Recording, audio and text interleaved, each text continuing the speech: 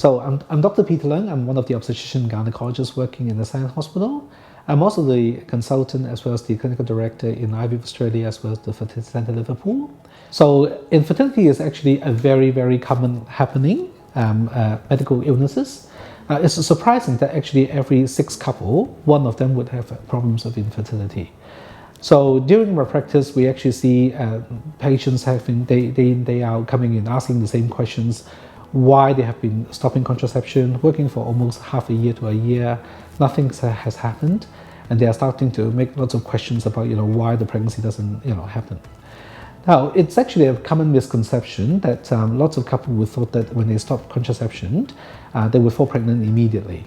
Because after all, during I think their high school education or even when they become an adulthood, we put a lot of emphasis about contraception, always telling that young girls should be make sure that they protect themselves and preventing accidental pregnancy. But if you look at the statistics, in a general couple, if they are not using any contraceptions, then each month they only get about 20 to 25% chance of achieving a pregnancy. So that figure is actually not very high, right?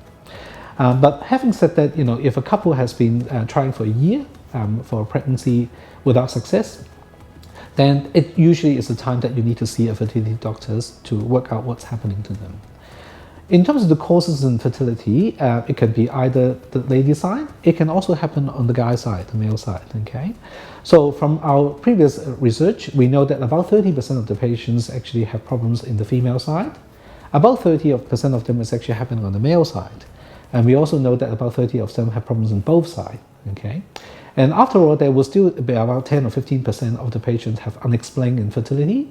That means that despite we run all the tests for them, we are unable to pinpoint a particular reason why the couple has had difficulty. Now, this proportion of patients doesn't mean that they don't have any problem. They might still have a problem. It's just that the current technology is unable to answer their questions, why this is actually happening. Now, based on their circumstances, then usually the fertility doctors will start to prepare a plan for the patients. It really depending on their circumstances as well as the causes of infertility that the fertility doctors will start to encourage them to adopt one approach over the other one.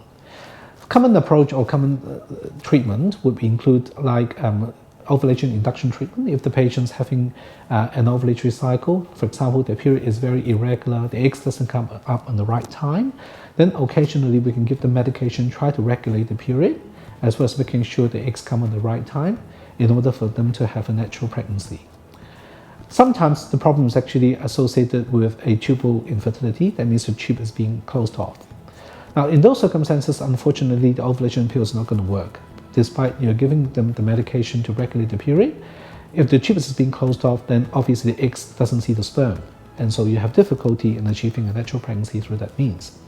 So normally these would need to be treated either surgically in the forms of like a operation to open up the fallopian tubes, or you have to think about doing IVF treatment where you get the eggs and sperm outside the body, create a fantastic embryo, and put it back inside the womb, and hopefully it will stay there and give you the right baby that you wanted.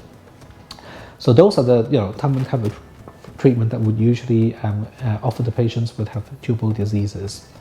Now, for the guy side, obviously, depending on how severe the sperm problem would be. If it is only a borderline problem, like the sperm concentration wasn't up to par, or the movement wasn't fantastic, occasionally we can do what we call insemination treatment, where we get the husband to come over to the laboratory, where we try to ask the scientists to process the sperm by finding the best looking and the most active sperm we can find from the ejaculate, and then concentrate in small volume and try to inject it inside the womb. Through that means, then we'll hopefully increase the chance of achieving a successful pregnancy. Now, this obviously would only work if you have reasonable amount of sperm that would be able to still do their job in swimming through into the fallopian tube to see the eggs and allow a natural fertilization to happen. If the male patient in particular have a significant male factor infertility, in the sense that there are only a few sperms around, then most often than not, these couples may need to do still the IVF treatment, where nowadays we can actually ask the laboratory staff to pick up one particular good-looking sperm and then inject it directly into the egg to make sure the fertilization happens in the laboratory. So in that way, we only need a handful of sperms, and we'll still be able to create a pregnancy through this means. Now, technology has also moved on since the early pioneer days of IVF, in a sense, the success rate of IVF treatment has been increasing all the time, and is now becoming a mainstay treatment for lots of conditions of infertility. In fact, if you look at the general statistics, every classroom in the primary school, in a class of 30, usually 1 or 2 babies will be delivered through IVF means, right? So it's actually now that it's that common that we consider it's actually a very standardized treatment for lots of patients having infertility. Now, for patients having very difficult issues, such as, for example, the husband had absolutely no sperm and he ejaculate, there's still an option that we can do surgical sperm collection as well, where we can try to get the sperm from the factory instead of from the retailers.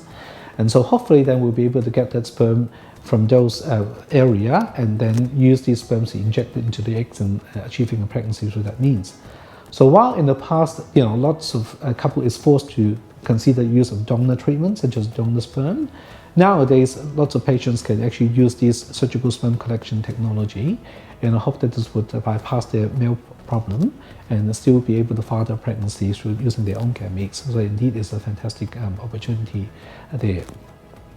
Now, last but not least, obviously, the major obstacle for a couple in order to achieve a pregnancy is related to the woman's age. Now, we do notice that particularly in Australasian society, there's a tendency for delaying childbirth as well as delaying having their first pregnancy. If you look at the general statistics, the average age of the ladies having their first baby is actually increasing all the time, moving from like in the mid-20s to now more likely to be in the late 30s. So it's quite common nowadays that lots of couple is in their late 30s or early 40s coming to the fertility clinic and asking for help. Realistically, their chance of pregnancy, however, is not great. As if they are postponing the childbirth, the difficulty remains that the numbers of eggs within the ovary as well as the quality of the eggs would decline as they're getting older. So the chance of pregnancy therefore would decline as you're getting older as well.